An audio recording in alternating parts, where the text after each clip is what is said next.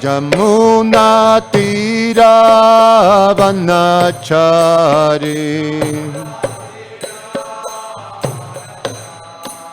Jamuna tira vanachari,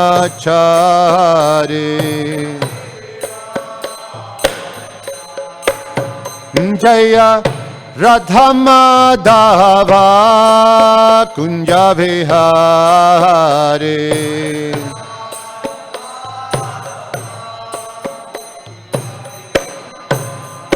Jaya Radha Madhava Kunja Vihare,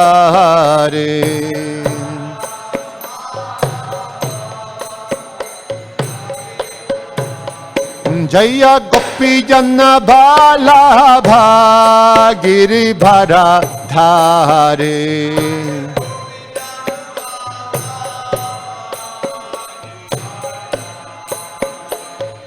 Gopi Jana Balabha Giribhara Dhare,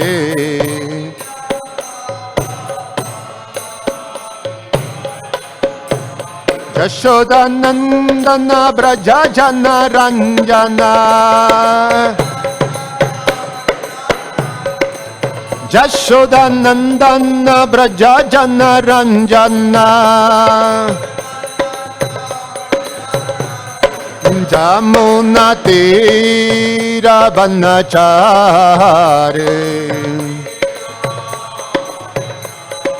Jamuna Tira Vanachare,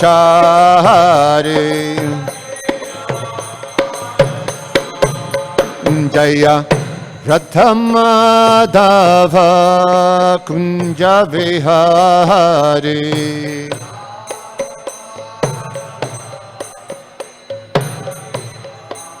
Jaya Radha Madhava Kunja Vihare,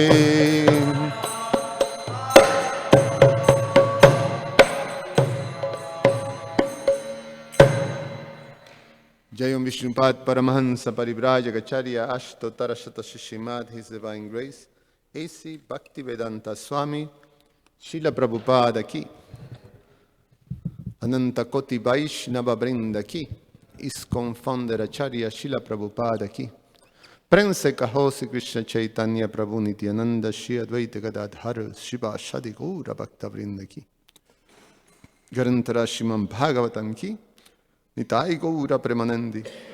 Oh, glories to the assembled devotees. Oh, glories to the assembled devotees. Oh, glories to the assembled devotees. Oh, glories to Shishi Guru and Shigauranga. Om Namo Bhagavate Vasudevaya. Om Namo Bhagavate Vasudevaya. Om Namo Bhagavate Vasudevaya. Reading from Srimad Bhagavatam, Canto 9, entitled Liberation. Chapter 4, entitled Ambarish Maharaj, offended by Durvasa Muni. Text 17 to 20. I read 17 by myself, and then we read 18 together, and then I read the rest. And this is one of the most quoted verses by Srila Prabhupada. Is an emblematic verse in the series of verses in the Srimad Bhagavatam. It would have been nice to have Gauranga Prabhu here giving this, but bear with me. Text 17. Vasudeve Bhagavati Tat Bhakteshu Cha Sadhushu Prapto Bhavam Param Vishwam Janedan Lotravat Smritam.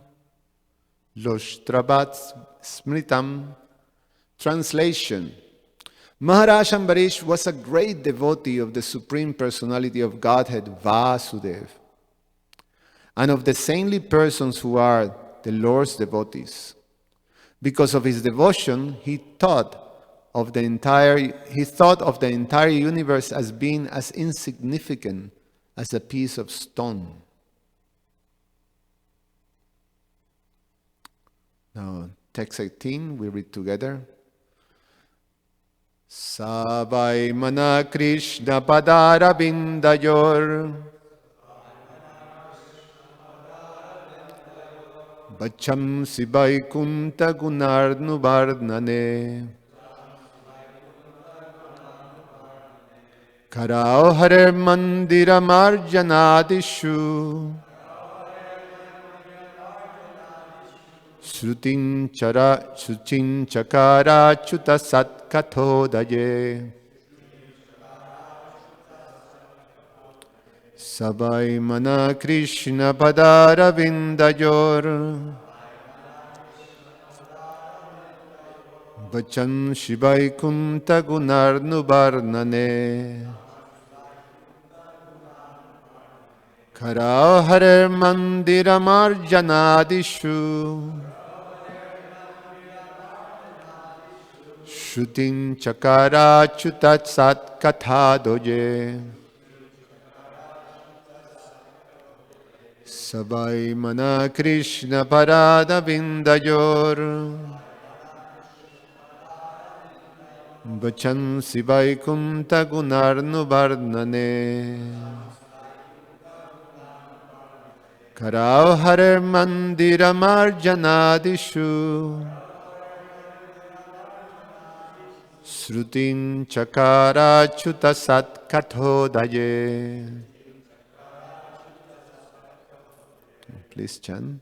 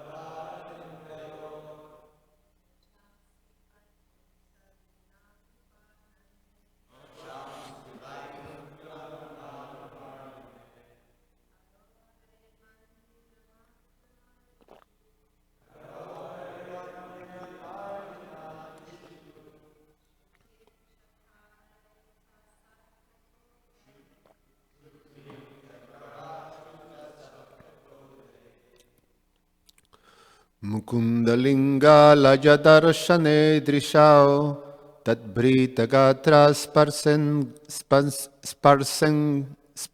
sparsenga sagaman granam cha tatpada saroja saurabhe Srimad Tulasya rasanam tadarpite Padau Hare Kshetra Padanusharpane Siro Hrishikesha Padabhibamdane Kamanchadasye Natukamakamaja Jatha Tomashloka Janasraja Rathi Saha He, Maharaj Ambarish, Vai, indeed, Manaha, his mind, Krishna Pada Aravinda Yoho, fix upon the two lotus feet of Lord Krishna.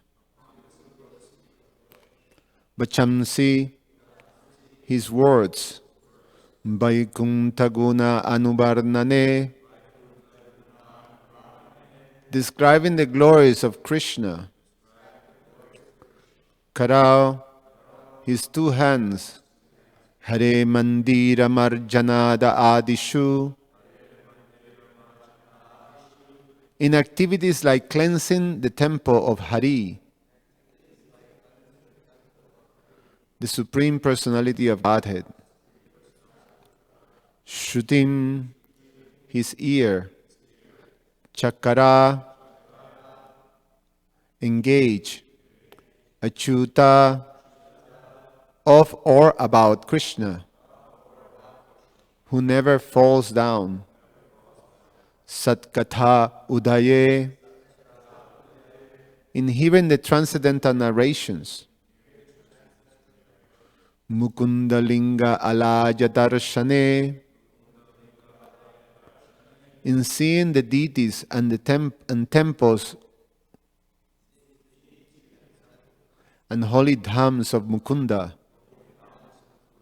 Drishao, his two eyes, Tat Britya, of the servants of Krishna. Gatra Sparse, in touching the bodies. Angasangamam, contact of his body. Granam cha, and his sense of smell. Tatpada, of his lotus feet. Saroja, of the lotus flower. Saurabhe, in smelling the fragrance. Srimad Tulasyaha, of tulsi leaves. Rasanam, his tongue. Tat arpite, in the prasad offered to the Lord. Padau, his two legs. Harehe, of the personality of Godhead. Chetra, the holy places like the temple of Vrindavan and Dwarka. Pada anusarpane, walking to those places. Siraha, the head. Hrishikesha, of Krishna, the master of the senses. Pada abhivandane, in offering obeisances to the lotus feet. Kamancha, and his desires. Dasye, in being engaged as a servant. Na, not. To, indeed. Kama yaya, with a desire for sense gratification. Yatha, as. Utamashloka jana ashraya, if one takes shelter of a devotee such as Prahlad. Ratihi, attachment. Translation and purport by His Divine Grace A.C. Bhaktivedanta Swami Srila Prabhupada Ki Jai. Maharaj Ambarish always engaged his mind in meditating upon the lotus feet of Krishna. His words in describing the glories of the Lord. His hands in cleansing the Lord's temple. And his ears in hearing the words spoken by Krishna or about Krishna. He engaged his eyes in seeing the deity of Krishna, Krishna's temples and Krishna's places like Mathura and Vrindavan. He engages his senses of touch in touching the bodies of the Lord's devotees. He engages his senses of smell in smelling the fragrance of the tulsi offered to the Lord. And he engaged his tongue in tasting the Lord's prasada. He engaged his legs in walking to the holy places and temples of the Lord, his head in bowing down before the Lord, and all his desires in serving the Lord 24 hours a day. Indeed, Maharaj Ambarish never desired anything for his own sense gratification. He engaged all his senses in devotional service in various engagements related to the Lord. This is the way to increase attachment for the Lord and be completely free from all material desires. Hey, Madhava Gauranga Prabhu. Channel 10 and 11 muted.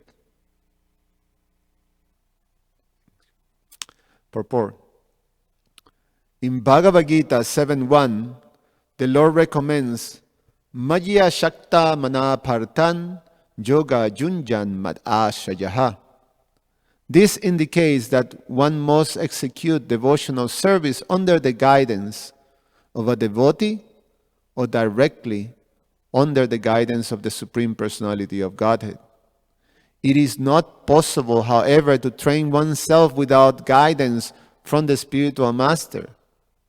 Therefore, according to the instructions of Srila Rupa Goswami, the first business of a devotee is to accept a bona fide spiritual master who can train him to engage his various senses in rendering transcendental service to the Lord. The Lord also says in Bhagavad Gita, asamsayam samagraham manjata jinasyasitach tachrinu. Tachrinu, important verse 7.1. In other words, if one wants to understand the Supreme Personality of Godhead in completeness, one must follow the prescription given by Krishna by following in the footsteps of Maharaj Ambarish. It says, Rishikena Hrishikesha Shivanam Bhaktir Uchate. Bhakti means to engage the senses in the service of the master of the senses, Krishna, who is called Rishikesh or Achyuta. These words are used in this verse, Achyuta Sat Katha Doye, Rishikesha Padabhibhandane. The word Achyuta and Rishikesha are also used in the Bhagavad Gita. Bhagavad Gita is Krishna Katha, spoken directly by Krishna. And Srimad Bhagavatam is also Krishna Katha because everything described in Bhagavatam is in relationship with Krishna. Om Jnana Timirandasya Jananjana Shalakaya Chakshur Umilitam Jena Tasmai Sri Guruve Namaha. Namo Om Vishnupadaya Krishna Prasaya Bhutale Srimate Rupa Swami. Namo Om Vishnupadaya Krishna Prasaya Bhutale Srimate Bhaktivedanta Swami Iti Namine. Namaste Saraswate Deve Gauravani Pracharine Nirveshesha Shunyavadi Pashatyadi Satarine. Vanchakalpa Taruvyasha Kripa Sindhu Vyaevacha Patitanam Pavanevyo Vaishnavevyo Namo Namaha. So, this verse is emblematic, as I said. Prabhupada uses this verse in general to give the symptoms and the example of a pure devotee of the Lord, or the example of pure devotion, pure devotional service. The example of Maharaj Ambarish, how everything that he has was completely and perfectly used for the service of Krishna. And all of his senses, all of his everything that he has was like that, used for the service of Krishna. And this pastime is very wonderful. The example, the contrast that was there between a powerful yogi, possibly one of the most powerful yogis that is being given, or the example of a powerful yogi that is given in the Vedas as Durvasa Muni. So there is this contrast between the great yogi Durvasa Muni and Maharaj Ambarish. Durvasa Muni he was so great as a yogi that he actually was able to go to Vaikuntha. And not only go to Vaikuntha, but go directly and have an audience with the personality of Godhead. Because that's not, even going to Vaikuntha is not guaranteed that you get, an easy pass to go and see the personality of Godhead. We see in the example of the 4 Kumaras, they were stopped at the door. Where do you think you're going? They didn't have immediate access to see Lord Vishnu. It's like anyone can go to the White House, and trying to march in, I want to see the president. It doesn't work like that. But Durvasa Muni have that capacity, which is actually extremely fascinating, because Durvasa Muni was not a pure devotee. So how someone who doesn't have pure devotional service is able to have that direct audience with the Lord? And how, when you have that direct audience with the Lord, that you don't, automatically you become a pure devotee. The example of the 4 Kumaras again. The 4 Kumaras, when they came to the doors of Vaikuntha, their full devotion for the Lord was not fully manifested. They were, it is explained, they were in the level of Brahmananda. They were Brahma bodies. They're perfectly realized souls in terms of their spiritual nature, but pure devotion was not fully manifested. But when they saw the Lord, immediately, just by smelling the lotus, the tulsi leaf and the manjaris that were in the lotus feet of the Lord, they were drawn completely to the lotus feet of the Lord, and automatically they developed, this pure devotional service. But that was not the case with Durvasa Muni. Durvasa Muni was sent back to surrender to Maharaj Ambarish. He came in the presence of the Lord just to ask to be saved from the Lord's Sudarshan Chakra. We're going to hear more about the narration. But the point is that there is this powerful yogi who was so powerful that he was able to actually leave the material world, enter the spiritual world, Vaikuntha, have audience with the Lord Vishnu, and still he was an example of someone who was victimized by pride and by not being able to control anger and envy. He was not able to control that. So his mind became agitated by anger, and he offended this great devotee.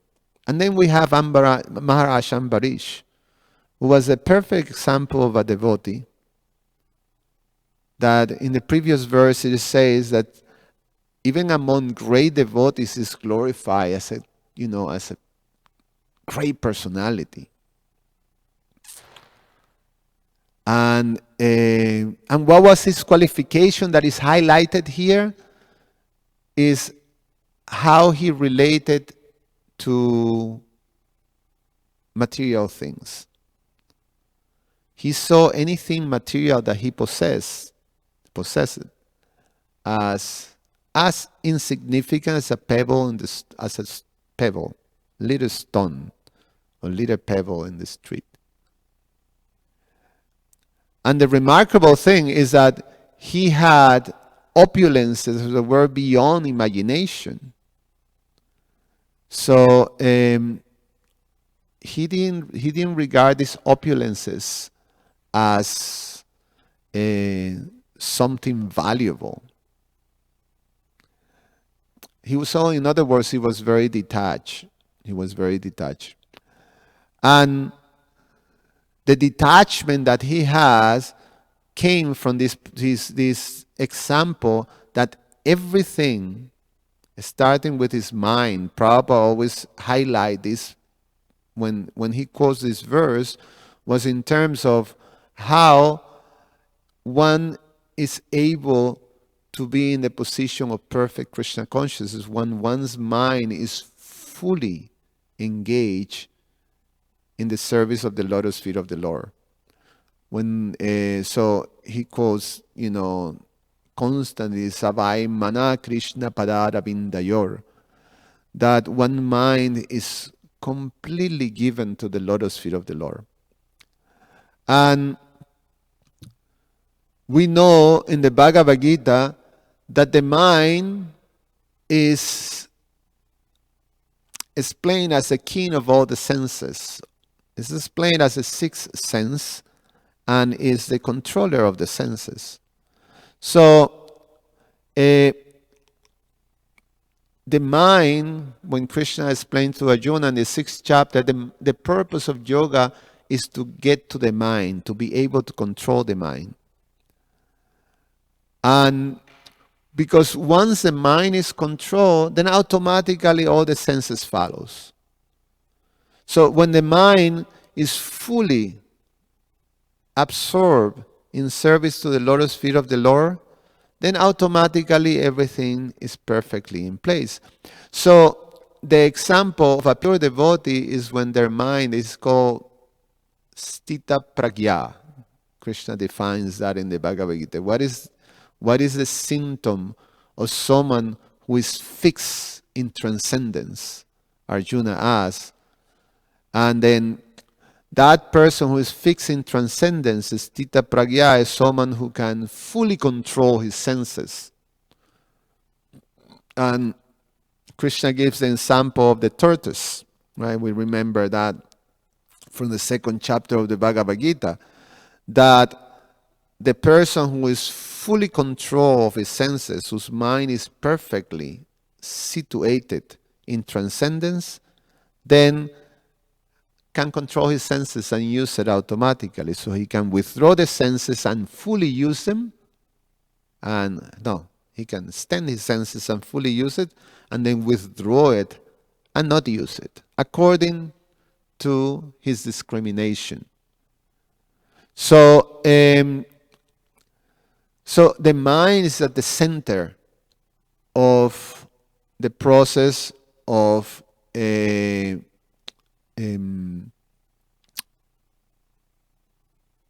becoming free from this material conception of life, this material entanglement. Krishna says that when Arjuna asks why we are forced to act in a sinful way, sometimes even without our desire to do it, even we're knowing that that's bad, we sometimes forced to act like that. Arjuna asks Krishna in the 3rd chapter, and Krishna says lust, and that lust has taken charge of your intelligence, your mind, and your senses. So we have, that's where the enemy is. This mind and senses are considered terrible enemies. Terrible enemies. That the purpose of these enemies is basically to throw us, to cast us in an ocean of material existence. To drown us into the ocean of material existence. Srila Bhaktivinoda Thakur, he gives this simile, or this picture when we chant the Mahaprasadam prayers, yo tendría taekal, sarida avidya jal.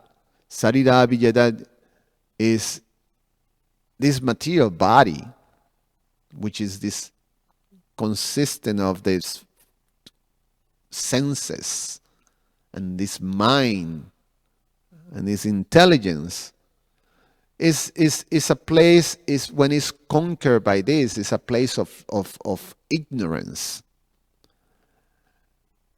And the senses are our worst enemies.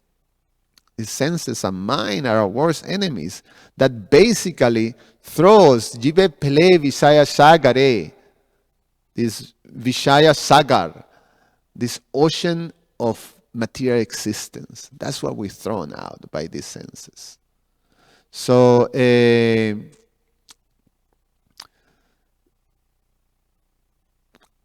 so at the center of these enemies, the place that is necessary to be conquered is like the headquarters. If you're able to destroy or to conquer that specific spot, then you're victorious. It's like, in war times, there's like when you read about the Second World War, there were specific spots that they were attacked. Say the Germans, they had, a massive amount of land that they will conquer. But they will enter at the specific spots. They could enter, say, like when they do that D-Day, that enter into where was it? Where was the entrance? Normandy, right? So they choose that particular point because those were very key spaces. And then, obviously, the whole thing fell apart when they were able to hit the headquarters of the Nazi German, when they were able to enter, and that was the famous bunker of old Hitler, who was, somewhere down there. So there's a specific places that are key, and that's where you attack. So the conquer of the mind is necessary, is very important. So Maharaj Ambarish exemplify the position of perfect devotional service. And Prabhupada quotes the verse from that we study in the Nectar of Devotion, Hrishikena Hrishikesha Sivanam Bhaktir Uchate. Bhaktir Uchate, what is this pure devotional service? What is the definition of pure devotional service? Is Hrishikena Hrishikesha Shivanam. That one's senses, Hrishikena, are fully engaged in the service of Hrishikesha. The Hrishikesha is the name of Krishna as the master of the senses. So pure devotional service means engaging all our senses in the service of the Lord, the Supreme Personality of Godhead, the master of the senses. And how that happens? Well, it's only possible. That is only possible when our senses are fully purified, when our mind is purified. So, purify of what? Is the first part of this verse. Sarvupadi vinir mukta. Sarvupadi vinir muktam. That when we begin, our senses, our mind becomes free from all these material designations. All these different material designations. How this material designation, the living entity, the consciousness, the pure Krishna consciousness is simply covered by association with material nature. We start to gain these different material designations, conceptions, material conceptions, and they become layer after layer after layer of different conceptions that are there, that are covering the pure consciousness, or the pure senses, the pure being, the living entity. So these things have to be taken. These things have to be purified. Have to be purified by how? Tat pare tuena nirmalam. That they should be purified by engaging in the service of the Lord. By fully engaging in the service of the Lord. So, by engaging in this, our senses, our mind, in the service of the Lord, the things become purified, dismantled, and we regain that position, just like Maharaj Ambarish. And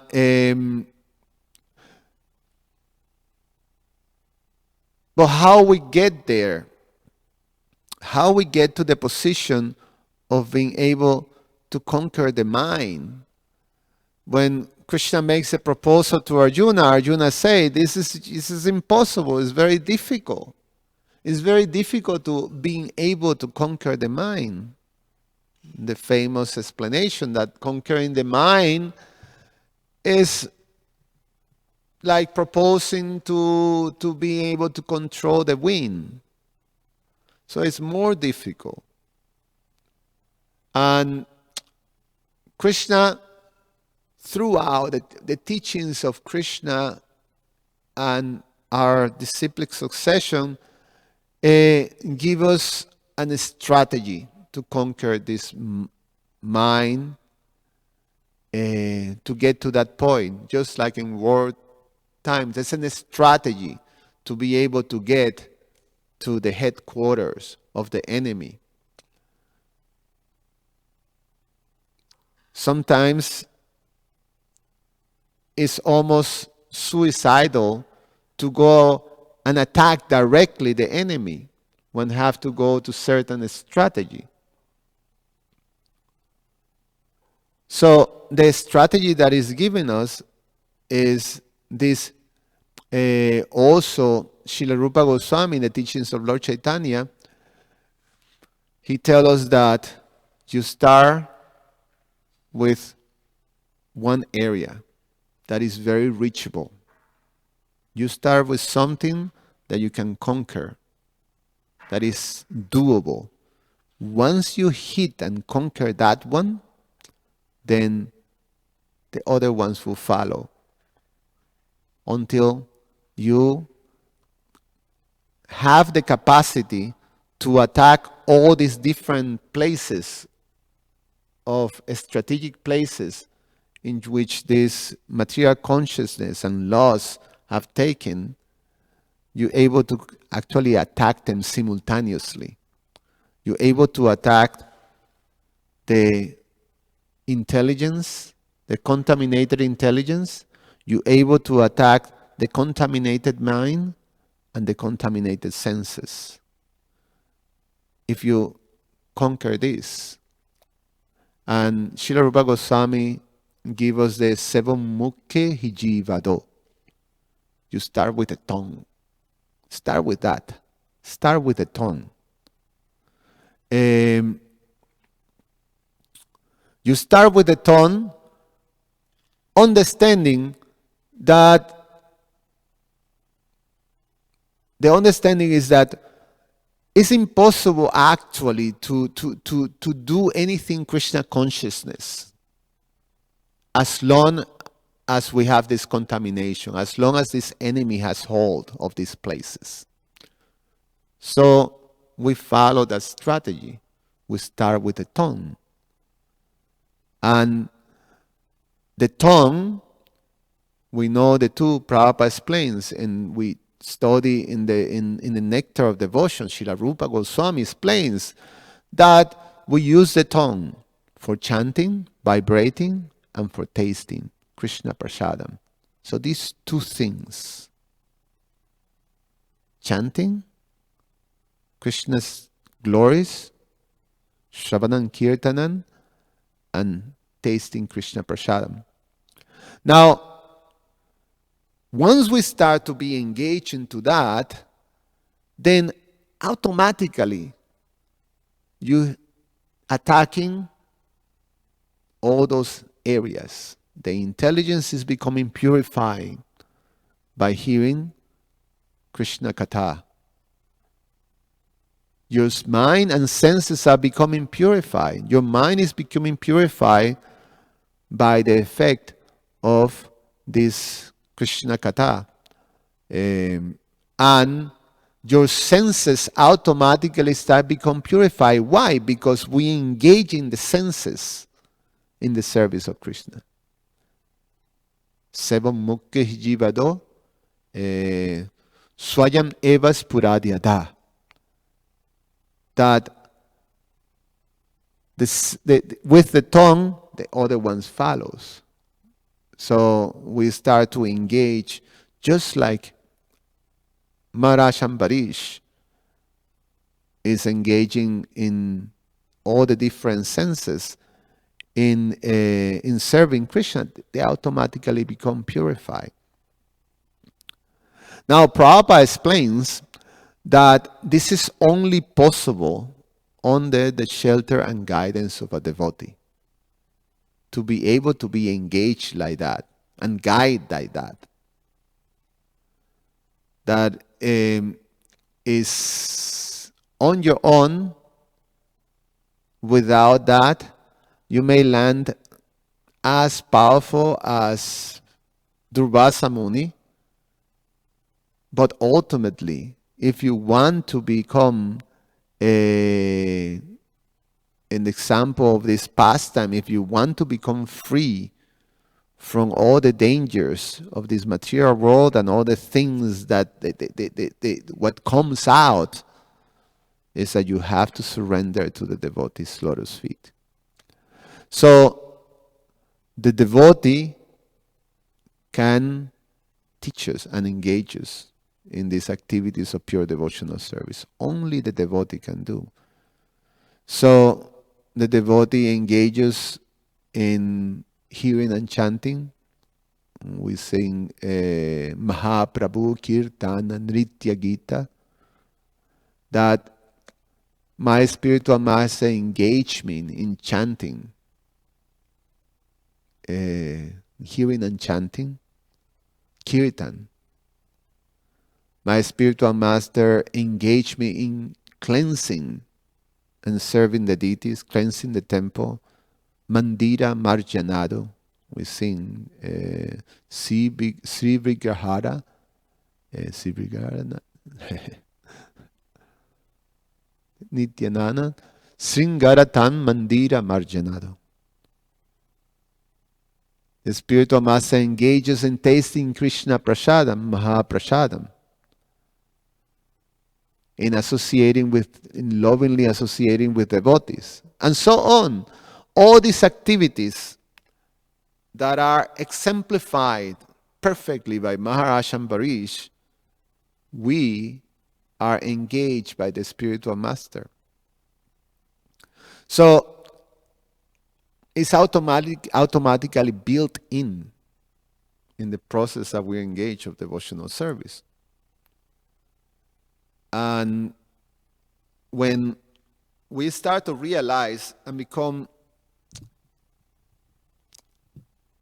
more aware and appreciate what we've been given, the process that Prabhupada gave us, especially the facility of having the ashram experience. Prabhupada provided these temples as centers of education. The education of what? The life of a perfect devotee like Maharaj Ambarish. A place in which we're trained to use our senses and our mind and absorb our mind in service of Krishna. So these are the places where we learn that. These are the houses. You know, we hear the this also simile of Srila Prabhupada built a house in which the whole world can live. This is the Gurukula of Srila Prabhupada, ISKCON temples. And in these places, we come and Prabhupada provides us the facility to do every single thing that is given here in this verse that Maharaj Ambarish exemplified. We can go through them and appreciate it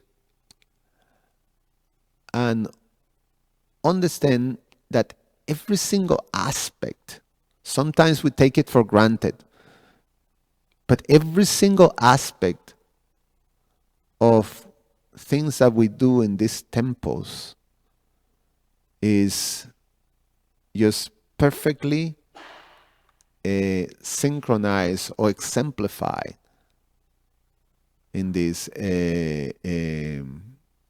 narrations of these great devotees such as Maharaj Ambarish. Maharaj Ambarish always engaged his mind in meditating upon the lotus feet of Krishna. So the ashram experience helps us train ourselves to constantly think of Krishna. Because we're here and it's very obvious, we're serving Shishikishore Kishori, we're serving the deities. We're servants of the deities, we're servants of Srila Prabhupada. So every aspect of our day and our life is meditating on how to serve our Master, Guru and Krishna. How to properly do that service. How to learn the philosophy. It's constantly we're like there. We train like that. And the facility of being in the ashram is wonderful. I mean, we can do it. We don't have to live in the ashram to be able to do that. But this is such a great facility because you don't have distractions. That's why the ashram experience is like compulsory. Because it's a time of your life in which you don't have any other distractions. It's like for someone who wants to be a successful person in this material world, you spend some time of your life exclusively being trained, being a student. And, it's compulsory that you've been trained if you want to make a living. Even if you don't go to school, you still have someone who will train you in some means of livelihood as a student. So, the facility of just without distractions thinking, engaging our mind in the lotus feet of the Lord. The process of hearing and chanting, describing the glories of the Lord, this Shravanam Kirtanan, we do that constantly, chanting, reading the Bhagavatam, guys reading. Sometimes we're sitting in the table taking prasadam and one of the devotees read the scriptures. We constantly, engage in these things. Hands in cleansing the Lord's temple. Something that sometimes we take for granted. Cleaning the temple is something that is glorified. And so we constantly being, sort of, it's important to be aware and engage on that. His ears in hearing the words spoken by Krishna, his eyes engage in seeing the deity of Krishna. What a wonderful thing. Imagine just having the opportunity every day to see the beautiful form of the Lord and just take it into your heart. The opportunity of have that with no distractions. When you become a grihasta, when you live in a temple, when you have this ashram experience, and you become accustomed to it, and then when you take the grihasta ashram, and sometimes, in general, you have to establish your own griha, then you start to understand. We have that experience. My wife and I, sometimes we were discussing about this. What a luxury is something that is like, having something so wonderful and valuable just to have this. It's only like 12 of us, of 10 of us that are here among a big community of devotees. But to have this, the opportunity to have this, is like, is tremendous. It's like the ultimate luxury, transcendental luxury. So to hear, to see the deities, every day you see the deities. Some of the devotees don't have that opportunity, that are there. And then when you come, you take it in. So you can appreciate very much, like Chaitanya Charan Prabhu and the devotees from Bloomington. You can appreciate when you have the opportunity. So what to speak of us temple devotees, how much we can appreciate to have that opportunity. See the deities.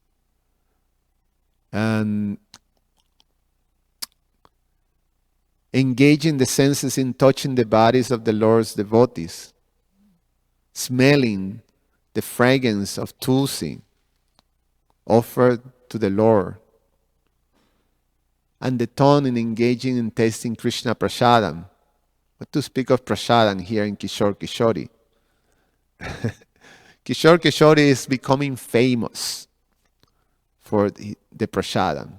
That's something that when you talk to any devotee that passes through Chicago, the first thing that comes to their mind is a prasadam. Of course, the beauty of Kishore Kishori, but everybody says the prasadam. Somehow or other, the prasadam. And truly, Kishore Kishori is especially generous with his prasadam, their prasadam. So we have that.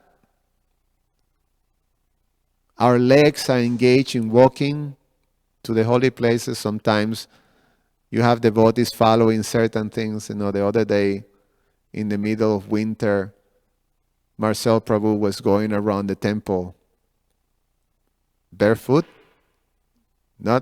Who was doing that? Huh? Carlos. Someone was doing. Sarvabhauma. Yes. Going around. Using the legs like that. So anyway, you got the point, because we're getting late. The spiritual master, Srila Prabhupada, provide us with this. Provide us with a means to actually learn to use everything we have. Purify our senses in that way. But everything starts with the tongue. And specifically with the chanting of the holy names. So we're given that process, the process of Shravanam Kirtanam, and specifically the process of chanting this Mahamantra, the Hare Krishna Mahamantra, as the means, as the most prominent and important means of purifying everything, purifying the mind. Then this Cheto Darpana Marjanam process by the chanting of the holy names. So the tongue, you start with that. And the other thing is taking Krishna Prasadam. Sarira Vidya Jotendriya Taikal. Jive Pele Vishashagare Dharma Jedi Vayati. Lova Mois Durmati. Takke Jeta Katina Samsare. And then, so this, to understand that we have to do something about it, but then here's these two powerful things. It's the Maha Mantra and this Krishna Prasadam. Krishna Bharadoyamoy Kori Bare Jiva Joy. That Krishna is very, very kind and merciful to the living entities, so then he provides his own prasadam. Swa prasadam nilovai she anambrita power. Now take this prasadam with great gusto and great, with gratitude, and become purified. And at the same time call Lord Chaitanya, Krishna Paranam Korivari, Swaprasad, Seanamrita Power, Radha Krishna Gunagao, Premeda Ko, Sri Chaitanya Nitai, call for Gaura Nitai, for their mercy. So, anyway, I hope I did a little,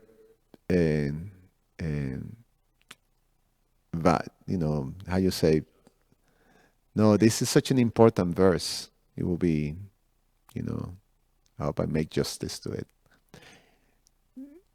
I'm a little past time, so I'm just going to take a couple of questions, but keep it short, especially for Jai Baladev. Keep it short.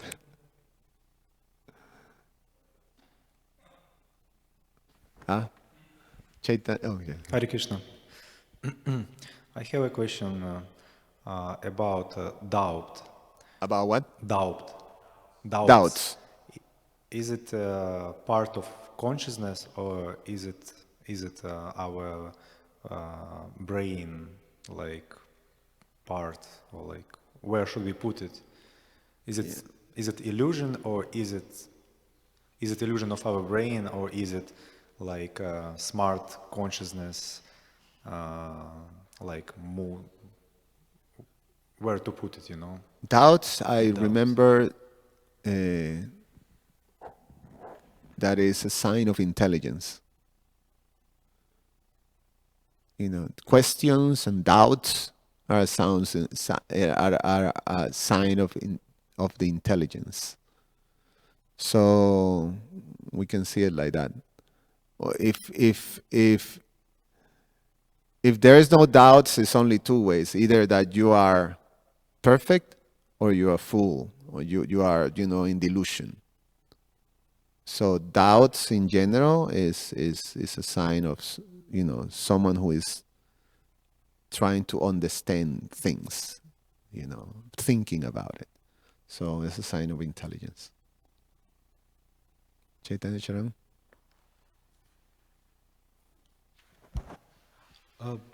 This is a very random question, but I was just confused. I was thinking about when you said Durvasa Muni, he could approach the spirit, like Vaikuntha planet, and get audience of Vishnu Narayan.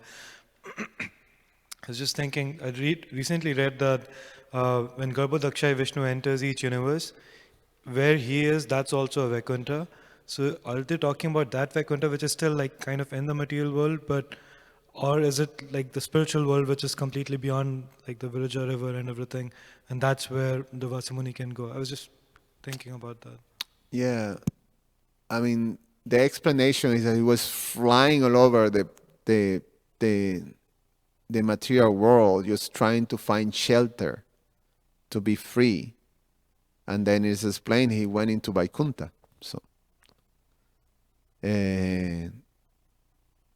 I didn't say that he went. I mean, sometimes it's specifically say that the demigods goes to the shores of the Milk Ocean, and then, but they never say that they enter in Svetadweep. They always say that they stand by the shore of the milk ocean and then they make prayers from there. I never remember hearing of someone going. Well, there's one. What is his name? Brigu Muni, when he went and kicked Lord Vishnu in the chest, right? So we assume he went into, where he's lying and Lakshmi is there, so that's Svetadweep. But yeah, I don't recall exactly. But nevertheless, he had audience with the Lord. He say that he went to Vaikuntha. So yeah. Okay, one more, Jai Baladev Prabhu. I just have a brief comment because there's many points. Thank you for your class. You made many nice points, but obviously we're not going to go forever. The one thing I appreciate about this pastime, Ambarish, is that there's a quote that says, whatever a person is most devoted to, that's his religion. And we see that Ambarish religion was Krishna consciousness, always thinking of Krishna. And by contrast, word Devasamuni, I will speak for myself, especially in the past, but that my religion is definitely Krishna consciousness. But if you make me mad, then I'll convert to, kicking your butt. That's usually our mentality, like Devasamuni. Our religion is usually respect. That's the kind of contrast I appreciated about this pastime, is that his religion was always Krishna consciousness, doesn't matter what the circumstances. And that's usually our situation. I'll speak for myself, that when someone makes us mad, that becomes our object of devotion, getting revenge or whatever the mode. So that's just a quick comment. You could expand on it if you like, but if not, that's just my appreciation. Hare Krishna. Yeah, just one thing that I appreciated is how you get there, to that position. There are several qualities that I highlighted, from the narrations of Nabhaga, his father, that first of all, it was so the detachment of Nabhaga was routed in his simplicity. He was so simple-hearted and simple-minded, which is, these qualities, what is this, Sarvalata, no, Sarvalata, Saralata, which is simplicity.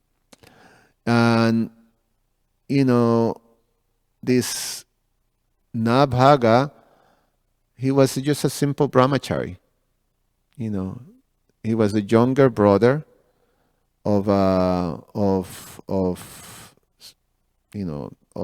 was the youngest among several brothers, and he was just a brahmachari, staying in the ashram of his guru. And when he came back, he showed that simplicity.